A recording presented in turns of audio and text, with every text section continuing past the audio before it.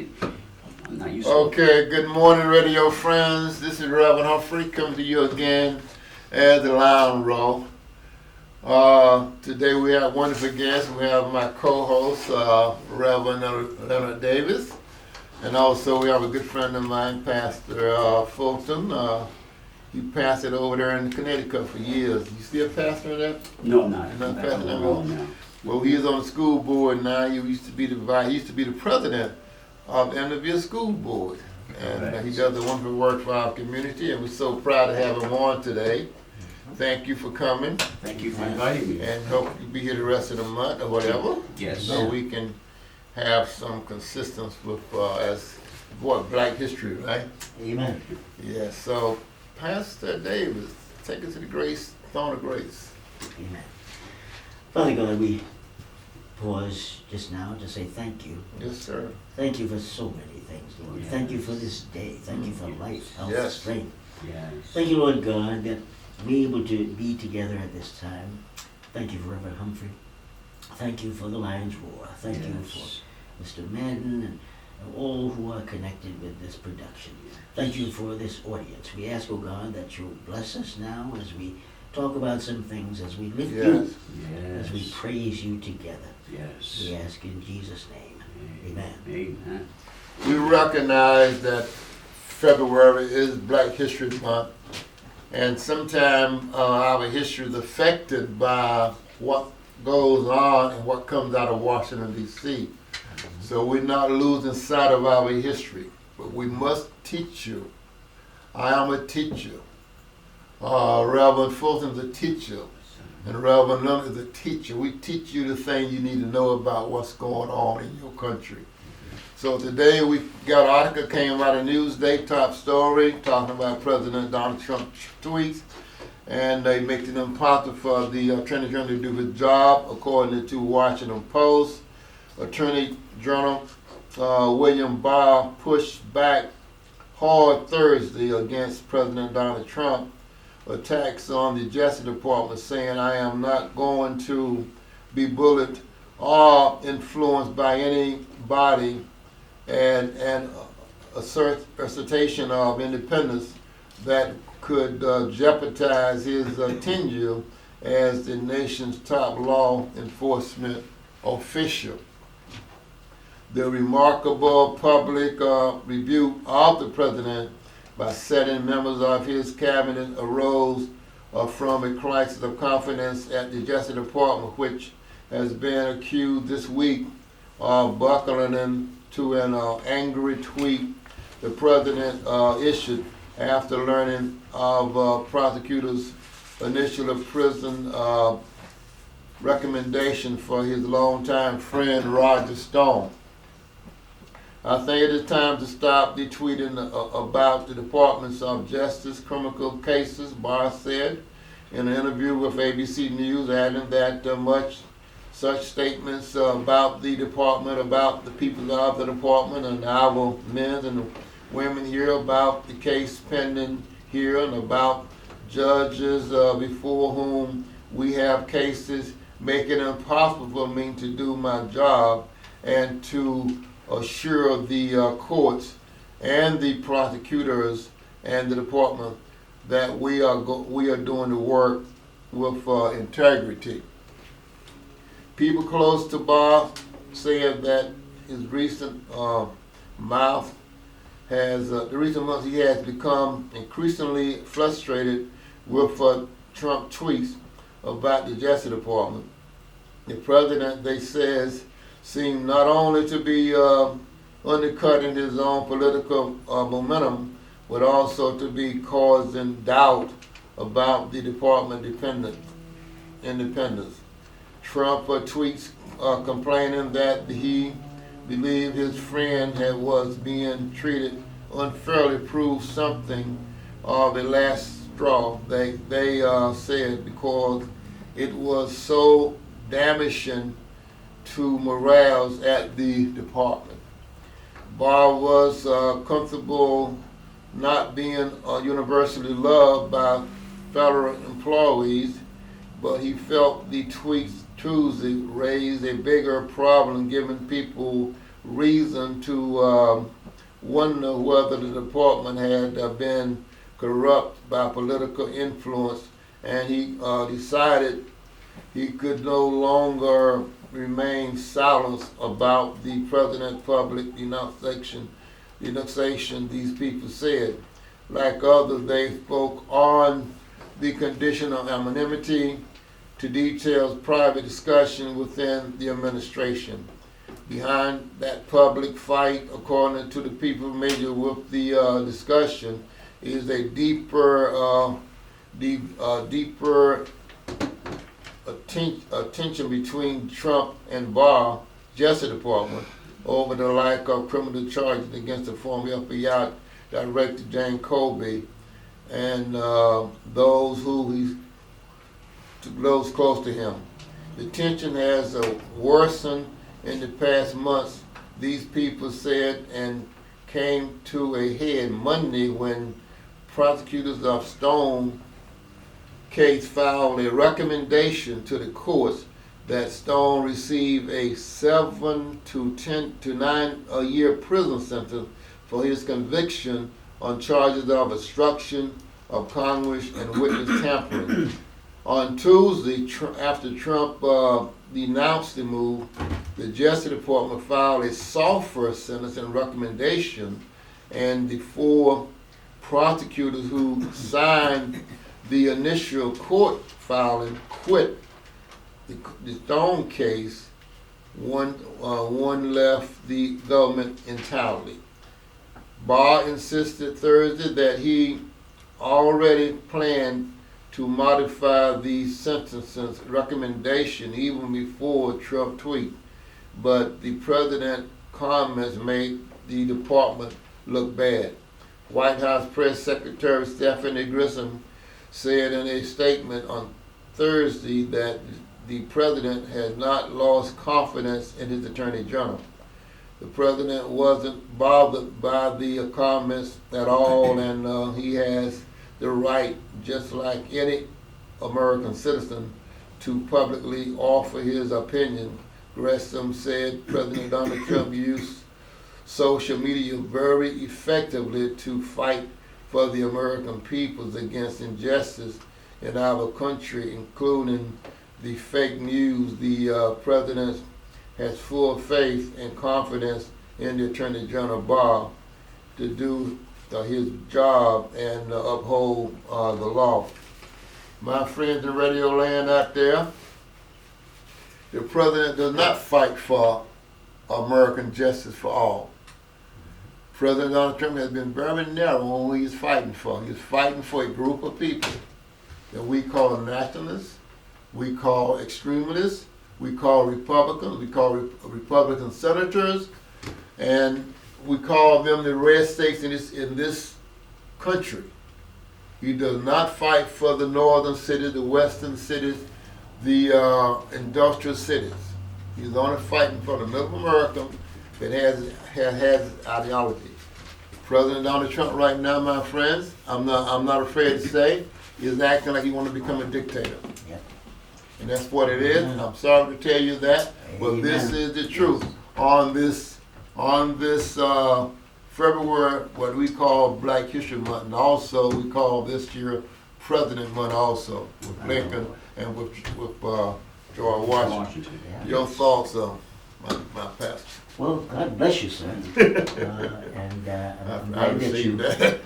that you're raising this issue today, especially with a member of the school board here being present, Dr. Fulton. Dr. Fulton, yeah. It's important, as you say, for us to realize and to understand that our president loves the idea of being a dictator. Yes, he does. He does. He is president of a country that was built on the Constitution, and it has various rules and things like that in there, but he doesn't want to follow them at all. And of course, one of the basic rules of the Constitution is that government is divided in 3 parts. The authority of this government is in 3 parts. The executive branch, which is the president, the Congress, and the courts, the judiciary. He boldly, stepped all over the Constitution during the impeachment because he, in fact, bullied Yes. those Republican senators. Everybody could see that this was just an awful conduct by the president. But they were bullied. They were scared of him. Yes. They were scared to vote what they knew, and so they said not guilty. So in this case now, concerning his friend, he wants to bully the Attorney General, and in spite of what the Attorney General said, he's bullied. Yes. He's bullied. Yes, he He wouldn't have gotten to Yes. this if he were not bullied Yes. already. Yes, that is true. And so now he's trying to save face, and and I guess he's going to do what the president wants, and then he's going to say, "Well, it wasn't the president. It's me. It's my idea." Right. But we can see through all that. But it's important, I think, and I'm glad you're raising this, important for your audience Yes.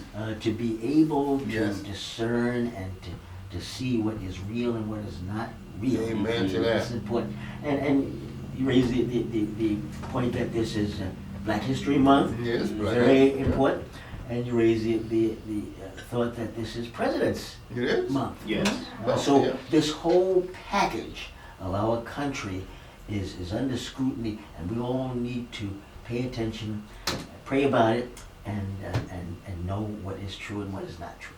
And before I bring you on, President Donald Trump has not even mentioned Black History Month Yes. up to this point. Mhm.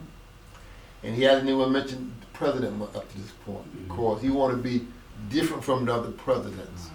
And he has not there have not been no public statements that we heard of on television and radio where he said anything about President Month or Black History Month. Yep. Your thoughts, Reverend Fulton. Well, thank you so much, and I appreciate the invite for coming here, sitting Glad to with have you here. young men here. Young men, absolutely, right? Thank you, sir. You was all that you want to be, right? Or young, right? But it's everybody can't be fooled about what's really going on. Since this president has been in office, and I have no problem with somebody wanting to be different, having a different style of getting something done, as long as it's going and getting something done in a positive way, and we're moving forward here.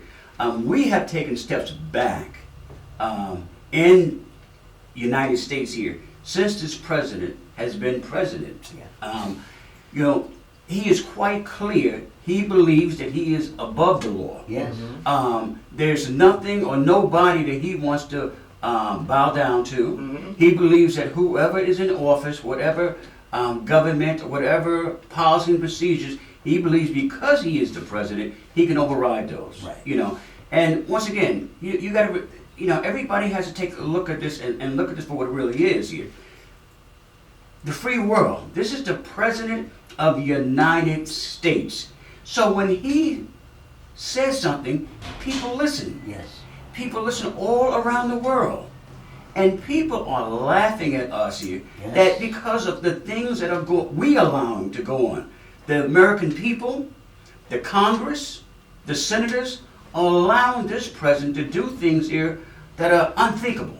He prides himself of being the smartest man out there, of always doing some things here. But, some of these things that are being done are comical. You got to scratch your head and say, would a first grader do these things here? Right. The comments he makes, the tweet he makes, That's right. he's constantly, and it seems like every day he wants to beat what he did yesterday, as far as the tweets that he makes or how he disrespects someone. Right. And so it's clear that he has no respect for anyone. Clearly he has no respect for women, and clearly us of this darker race here, he has no respect for us, and he has no place for us here. So we cannot be confused about what's going on, how this country is being led, and I think the reason why you have so many people that have not spoken up is because he has become their mouthpiece for people that are in the background. He's doing exactly what they want him to do. But I think as American people, we have to unite. Black, brown, white, Hispanic, and say enough is enough. American was built on everybody.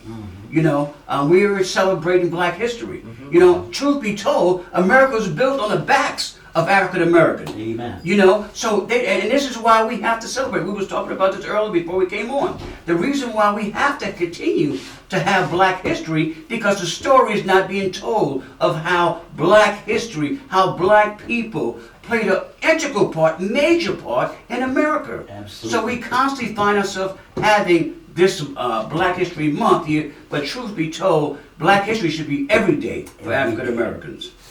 Every day. That is so true, and the thing is, the history that is being told about Black history is a negative history. Yes. Yeah.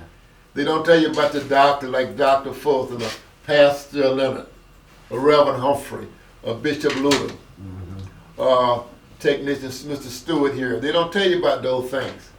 But what they tell you about is if the car pull over your son for suspicion of driving maybe with some drugs or something on him, and he get pulled over, whether he's guilty or not, the headline is he was stopped for drugs and he was arrested.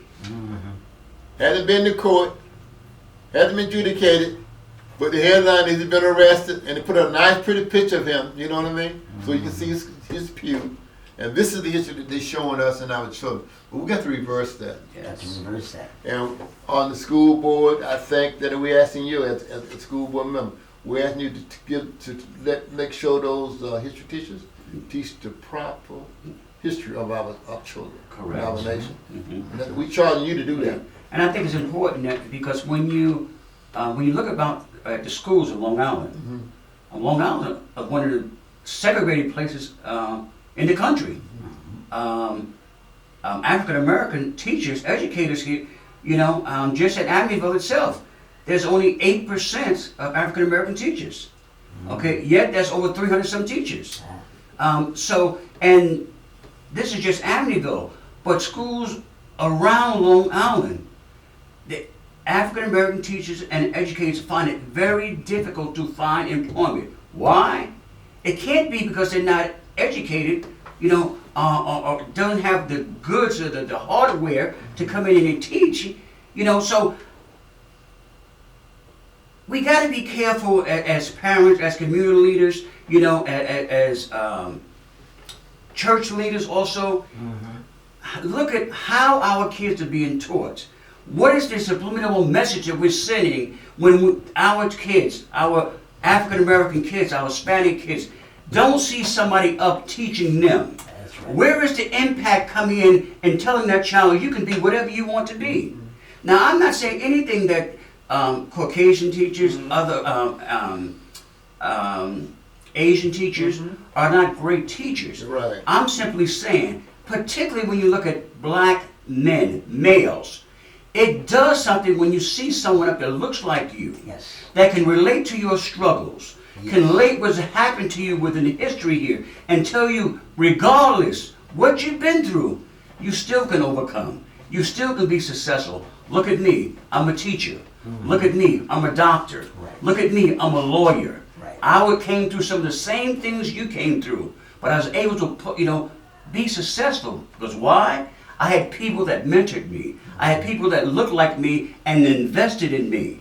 So it makes a difference. And I just use our Black males here, but our sisters also, our young girls Absolutely. also, Absolutely. to see positive role models, Black males in their lives here, that understand what it means to be a child, a girl growing up, to be a woman, to see positive role models in their lives, to what a man is really supposed to be. That's right. So Pastor Fulton, how many Black teachers are there in a place like South Austin School District? So I see you gotta. I'm asking you, how many? I don't know if any. I can't think of any. I don't know if any. Or in Gordon City. Yeah. I don't know can't if think any. of any in Gordon City. God see. Okay. You'll find a few Black teachers in Wyandotte, in Amityville, and we can find so many white teachers. What's wrong with that form? What's wrong with that Right. form? They won't hire you in their district, and they want to keep you out of your own district. What's wrong with that form? Something wrong with that form. Yeah. Well, I think Something must be done about that. Yeah. Going on. No, and I think it comes down to a commitment for the school board itself and the superintendent, okay, wanted to make a change and really embrace diversity. Because you look across America, all the successful companies, all the successful Fortune 500 countries, 100 companies, they all have benefited when they foster an atmosphere where diversity sits at the table. Because when you have diversity sitting at the table, there are ideas that come and are put on the table that one never may have thought of if they don't come from that upbringing or that culture. So diversity plays a major role. Well, just by the way that we are made, no matter what our skin coloring may be, we all see things in a little different way. Correct. And when we get together, as you're saying, Dr. Fulton, we can share our viewpoints, we can share our experience, and bring something to bear. You were talking about schools and teachers and so on.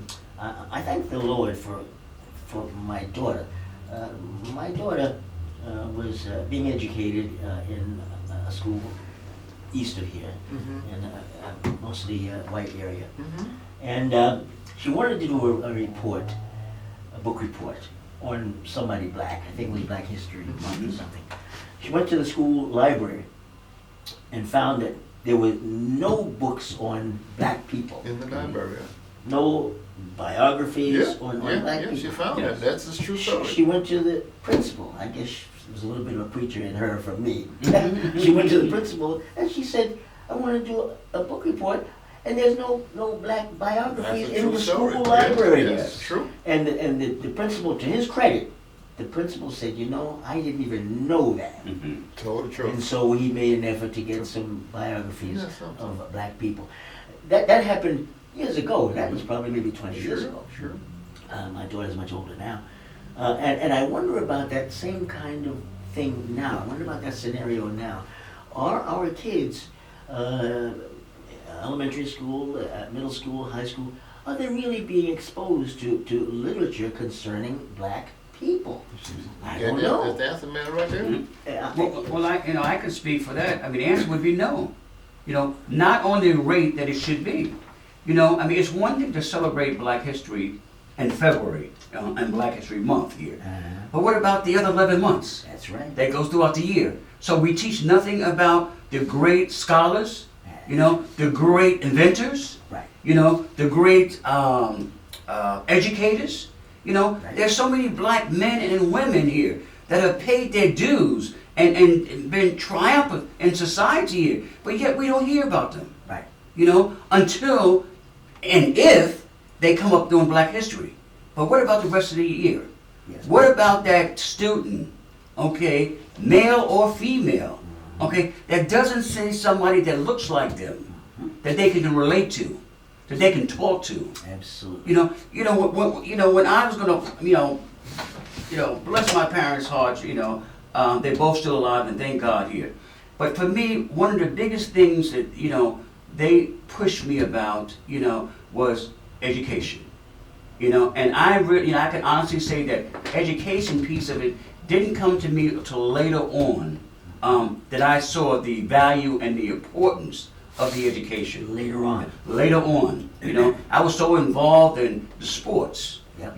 and I think we got to be careful because a lot of times media would say that, you're a great athlete, you're a great musician, but why can't you be a great educator? That's right. Why can't you be a great scholar? We're defined, but we have to write the narrative for ourselves and for our children and their children. You can be a great scholar. You can be a great educator. You can be anything you want to be. Don't let nobody put you in a box. So I think we have to, as a community, as a whole, have to dictate to the districts here what is being taught and for our children, to educate them, to make sure that they're prepared to go out into the world. Because that's what education is, preparing the kids here to be able to be someone to go out into society and be successful, to give back into society. Absolutely. Absolutely. And it must be done. It must start in the home. We were all preachers, it has to be done in the church. So that our kids are constantly being made aware of their value, their God-given value, Yes. their brain and their body, so that they can become all that I believe God wants them to become. And it's a constant thing. It has to be taught. It has to be, as you're pointing out, there has to be examples that they can see. Oh, this guy looks just like me.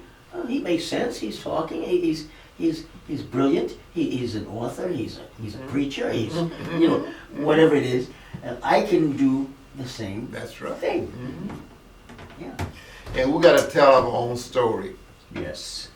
Don't let the Caucasian tell your story about who you are, who your children are, and your history. We must take responsibility for our own story, because only we know what the story is, because we live it each and every day. Absolutely. And as long as we continue to let them define and shape and box and package our story, it's not going to be told. It's just that simple. And getting back to the school board, I understand that there are going to be some openings coming up right here in the Amityville School District. Yes. Can you tell me a little bit about that? We only got a couple of minutes to Right. go. May 19th of this year, we have election coming up here. There's 3 seats that are open, and so I encourage everyone, that believe that they can bring something to the table.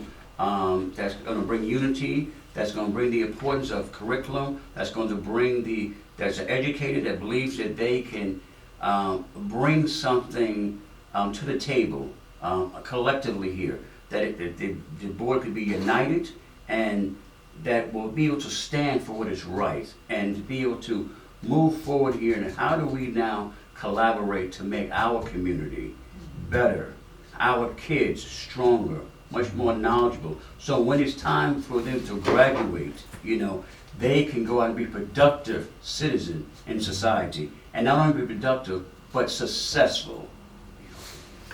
And we asking that our educators, those that got their master degrees and whatever, put in for their school board position, because it's all about educating our children. And if you are an educator, you have the foot up on solving the problem. It would be wonderful to have another teacher on the school board. It would be wonderful to have maybe a doctor on the school board, someone that had that education to teach the children so they can see what's going on. So we got less than a minute. Any thoughts? Any prayers out? Well, I'm glad for this session. I'm looking forward to next week. Yes. You gonna bring some literature? Some more Yes. about our history. Yes. Very good. Maybe Kobe Bryant, huh? Well, I want we'll to see. I want to get. You guys bring what you want, but you can pray us out. Yes. Big God and Father, we thank you. We thank you. We praise you for this session. Thank you, Lord, that you open a door for truth, the dissemination of truth. Thank you for our host. Thank you, great God, for this man of God. We pray for him always, for his family. We pray for this station. Yes. In Jesus' name, amen. And don't forget about Chris Madden, my friend. He see the sign already, but he's the sponsor of the show. We thank you, Chris. God bless you. Have a wonderful day. Amen. Amen. Amen. Yes. Time goes so fast. Doesn't it? I was thinking the same thing. It was wonderful, though. Time goes so fast. So how do you want So, us to work Well, for next this? week, I'll bring a little commentary, but you guys bring your Black history, Mhm. and we'll see how much you got, and we'll probably do that. Yeah. Okay. You What we wanna got? zero it in What we here? got? Two Half- more. half What we an got? hour Two is not more. much We time. got two more. One more Tuesday in this month. 2 more. Well, because today's the 17th, right? Today Mhm. is, 18th. So today's 17th or 18th? 18th. Okay, so there's 29 days in this month here, so it's got to be 2 more Tuesdays. Right, so we can. Okay. We know But now- it'll be about Black history, so we'll bring something in about Black history. Tell a story, something about Black history. You're Okay. telling a story, right? Okay. And then as we get closer to, I already have the 3 candidates here, but I didn't want to put them on blast right now. For us, the 3 Until you- candidates that are running for the Until school you board get the here. permission, right? Right, well, I was gonna talk to them, we have already talked here, but I didn't want to do it the first day here. So You wanna bring him on my show one day? I'm sure.